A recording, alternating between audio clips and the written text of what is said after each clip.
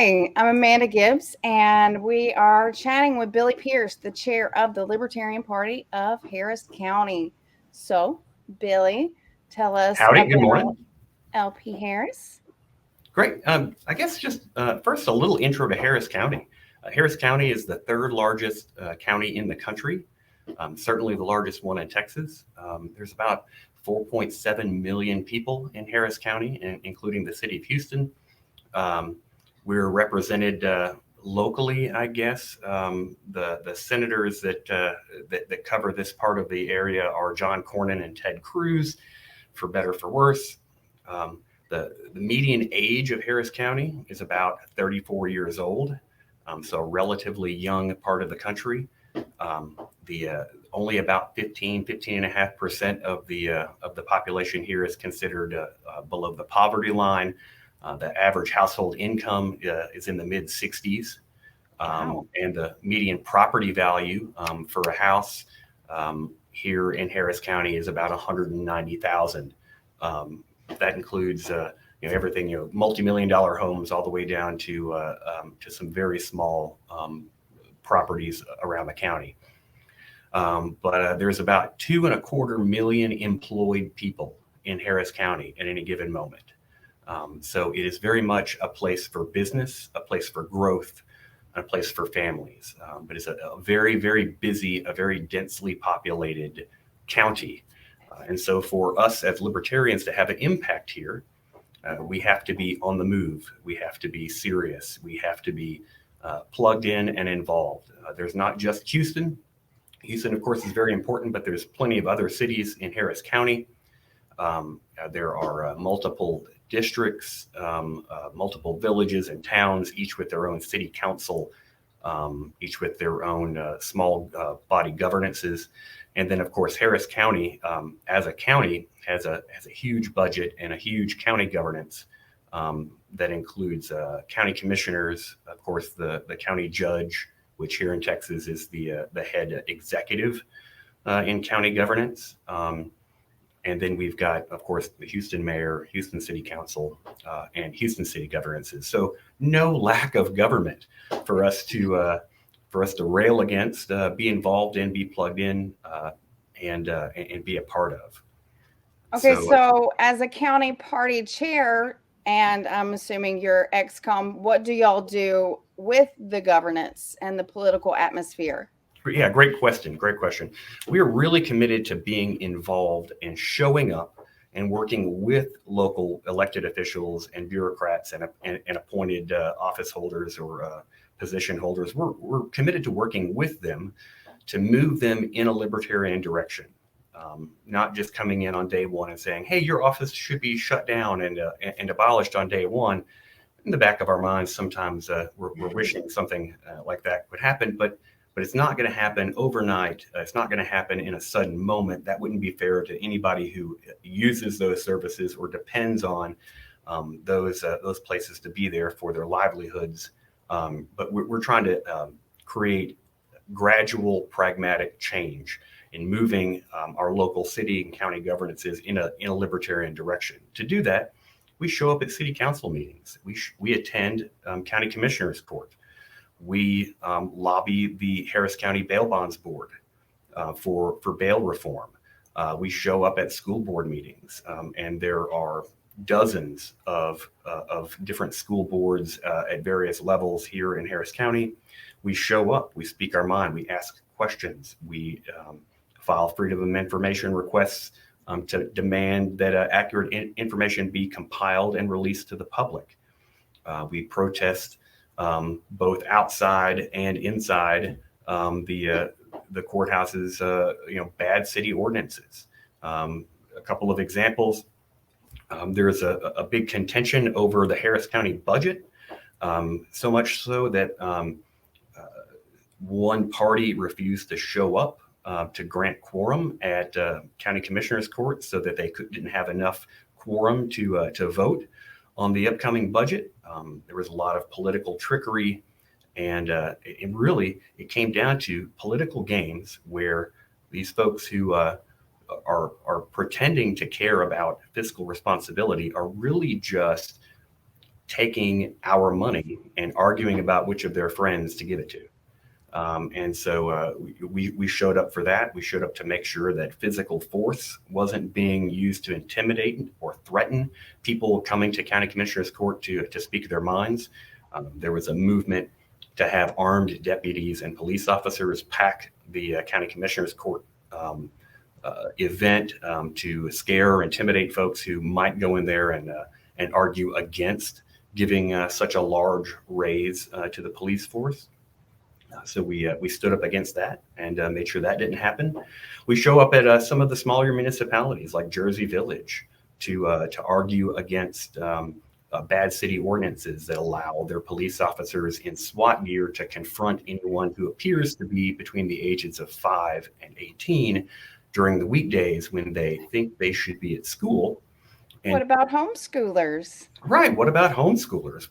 We have a huge homeschool population here in Harris County.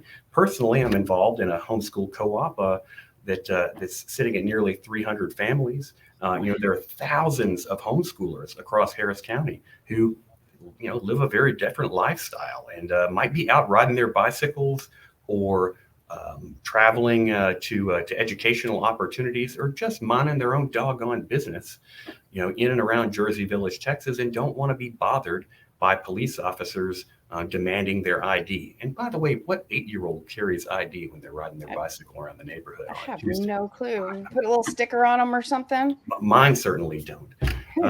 But these are some of the bad ordinances, bad regulations, and bad processes that we show up and actually participate again in person, pushing back against bad governance. We're also involved in the elections process. We have a decent relationship with the new elections administrator, and we're involved in seeing the new technology that's coming in and getting feedback on it. Of course, Harris County is probably infamous at this point for some lawsuits that have been filed by the local Republican Party alleging malfeasance and basically in ignorance and incompetence in the way that the most recent election was conducted. If you didn't see the news, the new machines required paper to print out the selections that were made electronically. And then those paper ballots are actually the ones that are scanned and filed. And not all of the locations had enough paper to do the printing. And so they had to have paper moved around the city. Oddly enough, a lot of the election staffing and facility problems came because the Houston Astros won the World Series. And there was a giant parade the week leading into the election, or the day before the election. There was a giant parade here in Houston, and Houston ISD chose to close their schools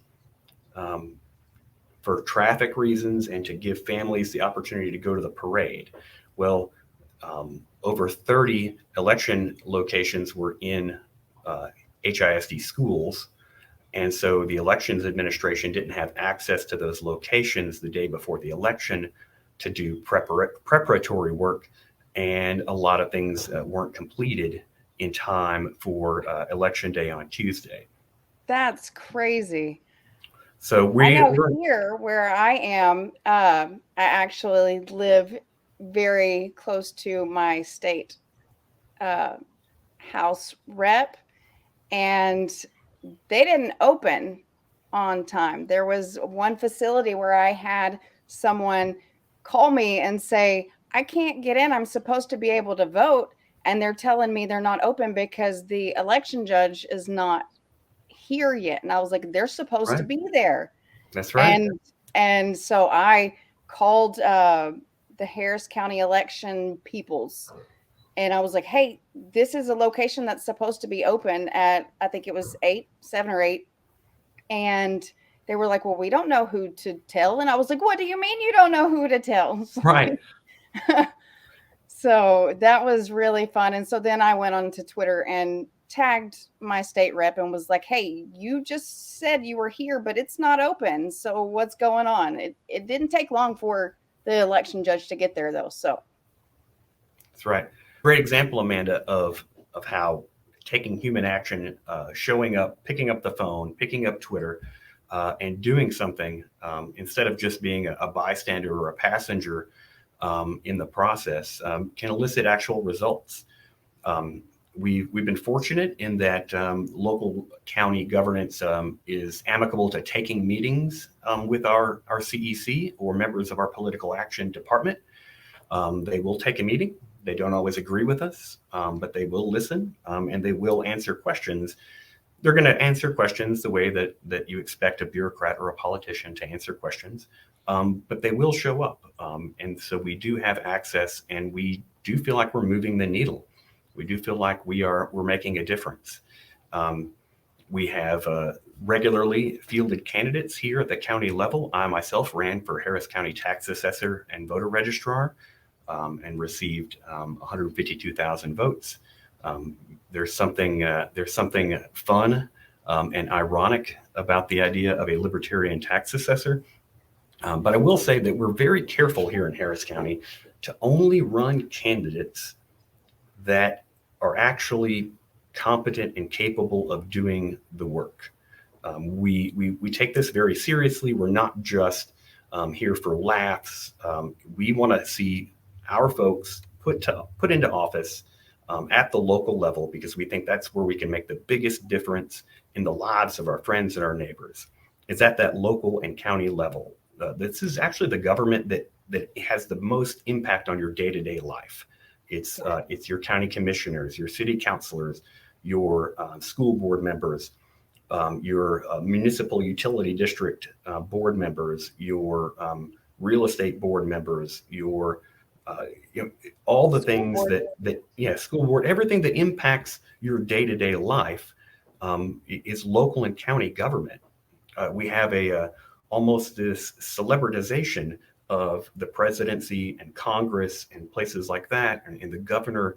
And those are, don't get me wrong, I'd love to see a libertarian in one of those positions, but those are quite far away, and they don't have the ability to impact the day-to-day lives of our friends and neighbors the way that having someone on the planning board. We don't have zoning in Houston, but there are other organizations that do have an impact on planning and what you can do with your property once you buy it, things like that, hospital boards, school boards, things like that. So we're really committed to both lobbying, meeting with and working with folks that are already in those positions, as well as running competent candidates to break that ceiling and get libertarians into office in these local and county positions. We've also been putting a lot of effort into helping folks in the two duopoly parties to understand what parts of their own mindset, their own philosophies are libertarian. Some of our local Democrats and Republicans have a little libertarian streak, and meeting with them and talking to them about that and encouraging those aspects of their worldviews and the way that they conduct themselves, encouraging those little libertarian streaks and nurturing them and hoping that they will grow and getting the most small L libertarian out of the duopoly that we can. That's important. And in order to do that, we have to be willing to work with elected local officials and folks that are appointed into positions of power and not just lambaste them or talk down to them or tell them everything that they're doing wrong when we first meet them. But instead, we encourage their positive behavior. We encourage their behavior that takes the government boot off of the throats of our neighbors and our friends. And when they do something right, we acknowledge it and we encourage them and we thank them for it. And then we give them constructive criticism when they do something wrong. You mean find commonalities and work together as good humans? That's right. That's right. I found that if I sit down for a meeting with a local official and I speak to them for an hour and a half, I can find 2 or 3 things that we agree on.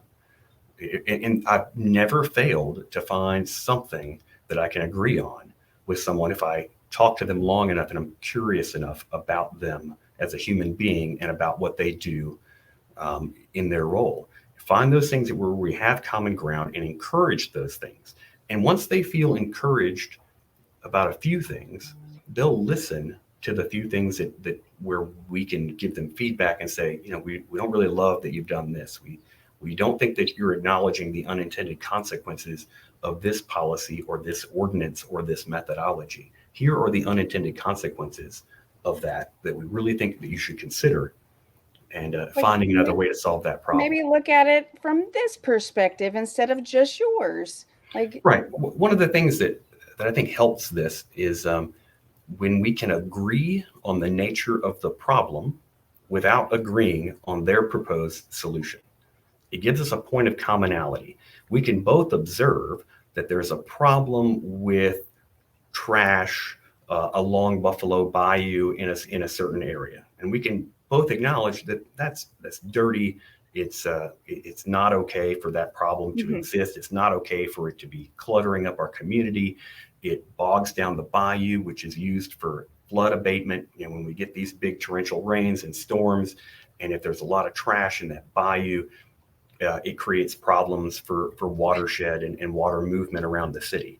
But we can disagree with them about the solution. Instead of fining people, hundreds of dollars and trying to administrate fines and warrants and arrests, how about we remove the barriers that are in place for folks to be able to put their trash somewhere else? Here in Harris County, for the longest time, in order to take something to the dump, you needed a utility bill in your name from a physical address in Harris County in order to use the dump.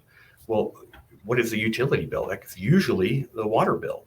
Right. What about the hundreds of thousands of Harris County residents who live in a place where the apartment complex pays the water bill, and so the water bill is not in their name? Or it's an electric bill that's not in their name because it comes with the apartment complex rent. Or what about the tens of thousands of people who live in extended stay hotels because they've come here for work and they've found work and they're grinding out that first couple of years living in small accommodations until they can afford to move out into an apartment or a single family home or a duplex, things like that. There are tens of thousands of folks living in extended stay hotels and hundreds of thousands of folks living in apartment complexes, and the regulations, the ordinances just didn't consider them. And so getting in front of our county officials and bringing this to their attention and agreeing that the tires in the bayou are a problem, we can agree on that, and we just propose different solutions or bring to their attention the unintended consequences of the solutions that they're proposing, so that we can either mitigate their unintended consequences or work with them to find a solution that doesn't require force. Now, didn't a local member of the Libertarian Party actually help get that to kind of change to where they could present something else? That's right. Our local 2 or 3 time candidate and great libertarian Lee Sharp actually fought that battle and did a fantastic job. And now, you can use a driver's license, a state issued ID, a phone bill, anything with a Harris County residence on it, bank statement. They're also accepting bank statements now. So it really broadened what they will accept to let people use the dump so that the tires and things like that don't end up in the bayou. And on the other side of that, a couple of other local libertarians have put together cleanup days for the bayou, where libertarians and other folks that just care about the city being clean, show up and put in the volunteer work and clean up our community. So how often does LP Harris have business meetings and social meetings and just, all together? Sure. How often do we get together? Getting together physically in one place or in many places is important to building relationships and getting out of our bubbles and meeting other libertarians and attracting new folks who are curious about the philosophy and the political party. So we have a monthly happy hour that's run by the Houston Libertarian Downtown Club, or the Downtown Houston Libertarian Club. We have that monthly, and it moves around different places. Generally speaking, it's been within the 610 loop, but we're exploring other locations. But that's a monthly happy hour, and that's always posted on our website at lpharris.org. We also have a monthly brunch run by our outreach coordinator, Carol, and that's really fun. It's usually a Saturday morning, so if maybe you're not a happy hour person, a Friday night after work kind of a person, maybe you're a Saturday mid-morning, Bloody Marys and pancakes, or Eggs Benedict kind of a person. We do that once a month as well.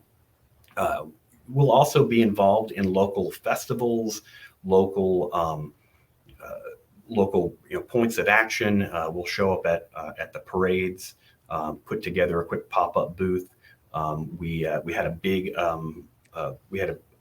booth and a big deal that we did at the Pride Festival last summer, where we had over 310 people stop by and take the world's smallest political quiz, and post their results on the big poster and find out where they are compared to their neighbors, and find out how libertarian they are or how authoritarian they are, and have those conversations. That went very, very well. We got a lot of visibility, and like I said, over 310 people physically stopped by, took a quiz, and posted their results, and dozens more just stopped by to chat. So we do a lot of that. To meet candidates, because I do believe That's that right. We had our gubernatorial candidate there, and Miss Carol Unsicker was there for sure. That's and our right. State chair was there. That's right. Yeah, we'll put together events like that when there's something big going on around Harris County, and we'll invite our statewide during election season. We'll invite our gubernatorial candidates, our railroad commissioner candidates, our state school board candidates, anybody running for office, either locally or statewide. We'll invite them to have a presence there and shake people's hands and meet folks. That's a great way to bring in votes and to build awareness for folks who maybe aren't in the political bubble, letting them know that they have more choices and that it's not just the duopoly, that they have more choices. And especially since we eliminated straight party voting in Texas, we've got a lot of work to do to protect that. But we saw a definite increase in the amount of libertarian votes for down ballot candidates, or general votes for down ballot libertarian candidates, after that law was removed, after that law changed. And so we're going to work very hard this legislative session to protect no walking in, clicking the all Democrat or the all Republican or the all Libertarian button and walking away.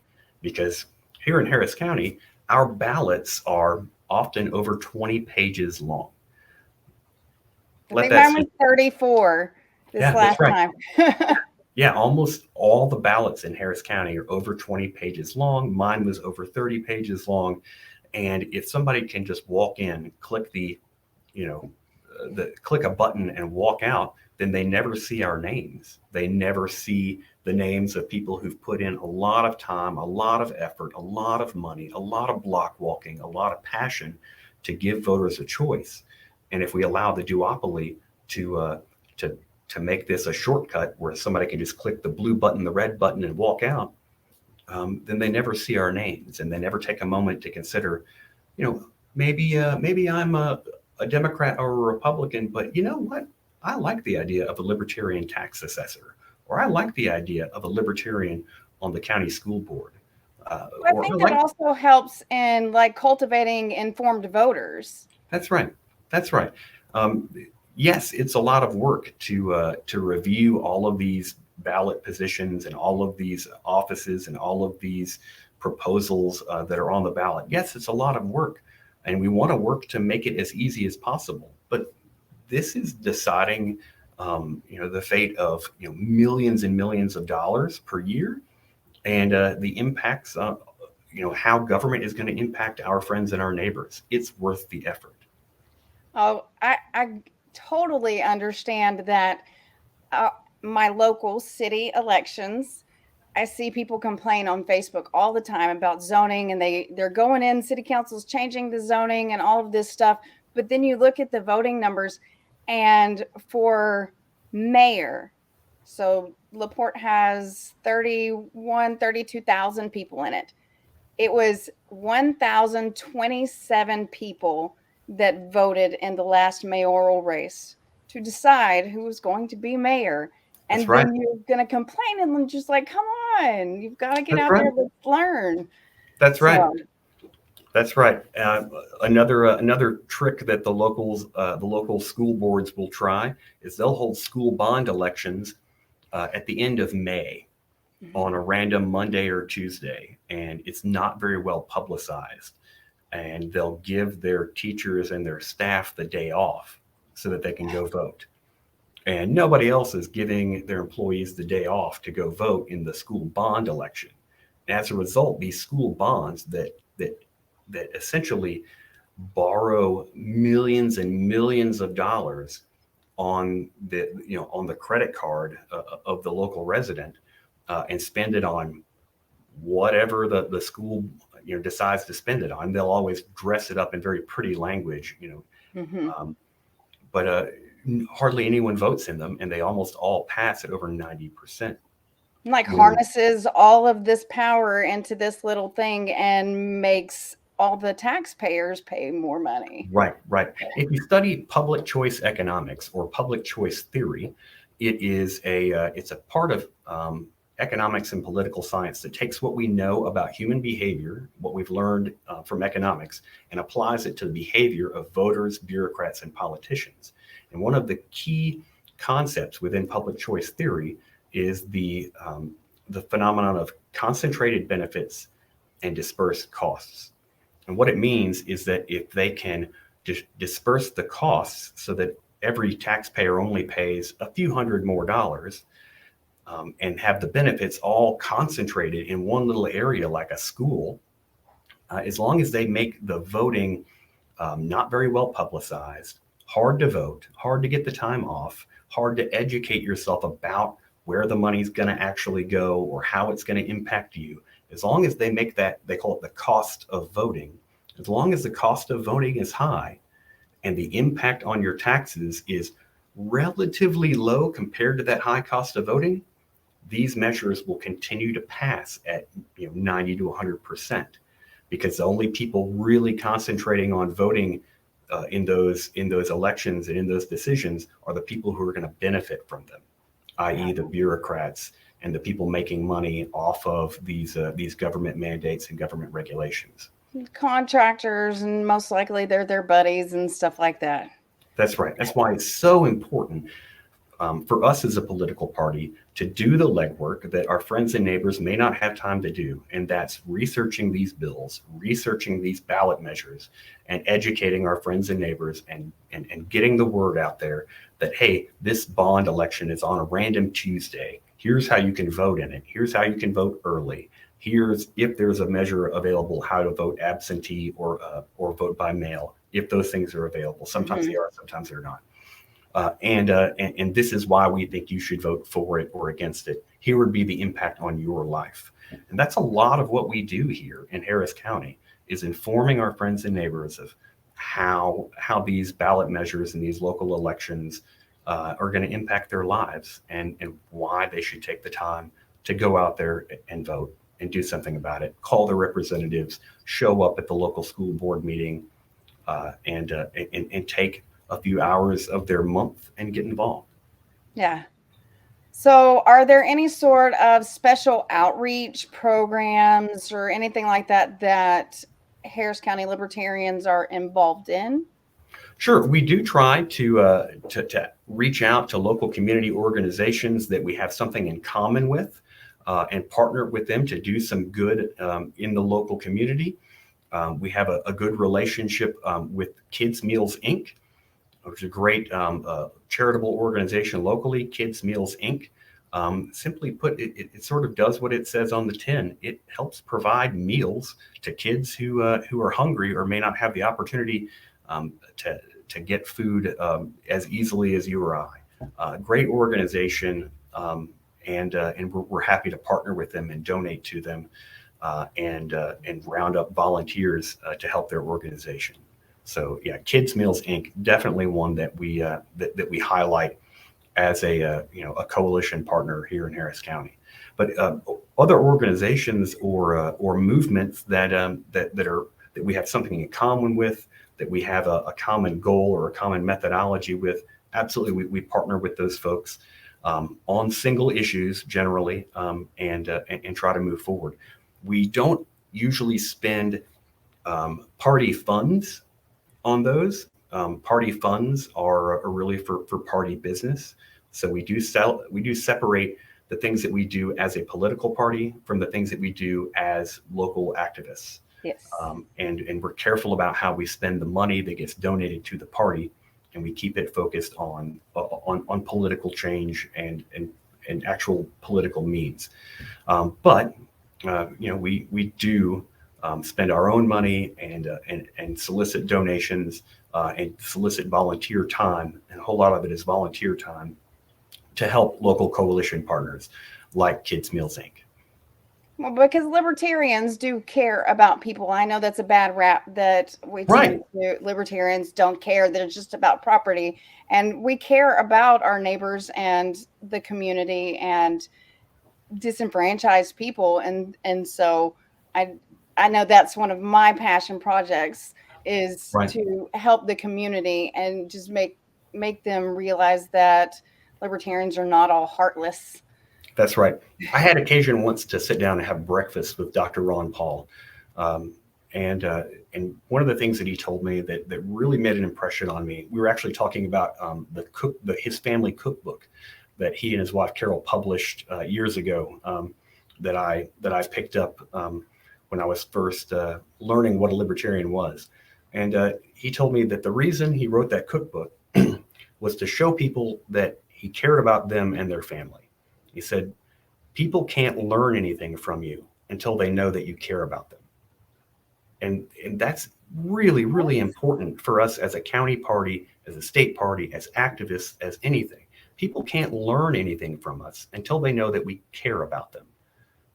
And so our messaging, our methodology, what we do with our time and our money, our first step must be to make sure that our friends, our neighbors, and our communities know that we care about them. Then we can teach them all these wonderful things that we've learned by reading economics books and history and studying government code and all these wonderful things that we know that we wish everybody else knew. Then we can start to teach. But step one has to be showing our local communities and our neighbors and our friends that we care about them. Yeah. So if someone wants to get involved with either learning about Harris County Libertarian Party or like LP Texas, if someone's watching this that's not in Harris County, how can they do that? Yeah, great. So the Harris County Libertarian Party maintains a website at lpharris.org, lpharris.org.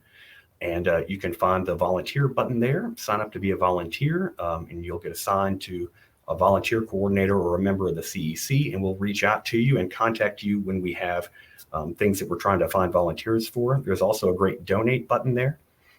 We're encouraging folks to donate $10 a month for a few months and see what we do with the money, and then make a decision going forward. So we're always seeking volunteers. Right now, our local legislators within Harris County, just the legislators that represent Harris County, have filed over 300 bills for the upcoming Texas legislative session. Over 300 just within Harris County. And that number is only going to grow. Is that the Senate and House? That's right. Okay. Yeah. Just at the state level. We're not talking about federal anything. Just at the state level, over 300 bills filed from Harris County and growing. And so we're taking a lot of time right now to go through them, read about them, identify some of them that would have what we think would be either a positive or a negative impact on our community. And we're going to be reaching out to volunteers within Harris County and asking them giving them a bit of information, letting them consider it and personalize it, and then asking them to call their local representative, make a phone call, write a letter, put it on their staff members' logs and on these elected officials' radars that, hey, we either like this or we don't like that. please support this, please don't support that. And it makes a much bigger difference than just posting something on social media, because this gets logged in that representative or that senator's, legislative action and political action database.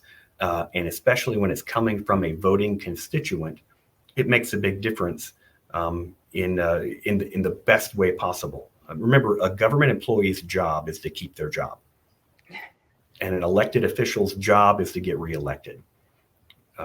We wish that they considered, oh, my job is to serve the community, but the incentive is for them to get reelected. Mm-hmm. And so letting them know that, hey, if you do this, I'm going to specifically not vote for you, or I'm going to specifically donate to someone who opposes this, or if you do this, I will consider, not opposing you as strongly, because I think this is a good step. Yeah.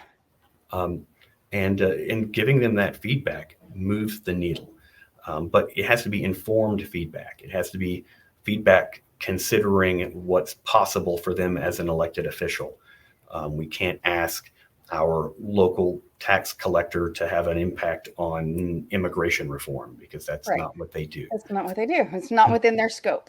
Right. We're not going to have the local county commissioner have an impact on fiat currency, or don't print more money from the U.S. Treasury, or the audit the Federal Reserve. That's not what they do here. That's not in their remit, in their job description. So we really focus on local issues that impact us at the local level, and we think that's the best way that we can serve our community. The best way we can help our friends and our neighbors is to do the work that they might not have time to do, and research these bills at the state level and at the local ordinance level, and let them know how they would impact their lives. We get up, we show up, we lobby, we meet with local officials and try to move the needle. And then we send out calls for lobbying volunteers to call your representative and weigh in on these things. What about if somebody wants to go to Austin and lobby? Do we have opportunities for that? Absolutely. Many of us, including myself, are going to Austin during this legislative session. This year's session is now open. Bills being filed.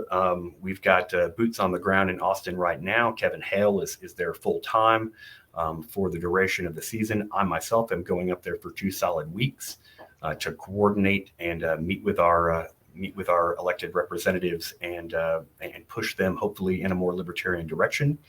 If you'd like to be a part of that, there's volunteer signups at lptexas.org, or you can reach out directly to me if there's something in particular coming out of Harris County that you'd like to see moved. If you want to come up to Austin with me and hang out and go sit with representatives and listen to the committee meetings and stand up and talk, I'm going to be there doing it. I'm happy to have company. I'm happy to have partners.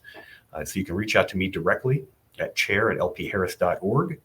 Or you can reach out via the LP Texas website if you'd like to sign up and participate in Lobby Day, Lobby Week, or at any point during the legislative session this year. We've got boots on the ground. So if you've got a couple of days off and you want to go to Austin and make a difference, we'll have people there to help you. We'll have people there to give you some basic how to lobby training, and to be there standing next to you if you're a little nervous.